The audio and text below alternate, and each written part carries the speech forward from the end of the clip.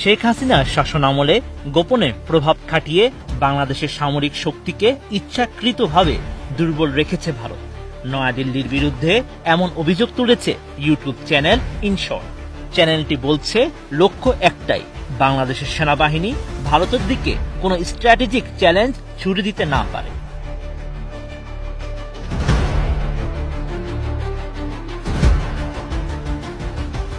হাসিনা সরকারের পতনের পর বাংলাদেশ প্রকৃত অর্থে স্বাধীনতার স্বাদ উপভোগ করছে।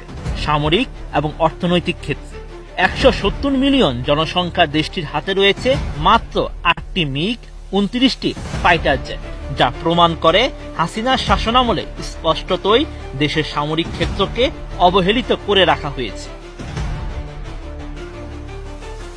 অন্যদিকে অর্থনৈতিক চ্যালেঞ্জের মুখোমুখি হয়েও সামরিক দিক থেকে অনেক বেশি শক্তিশালী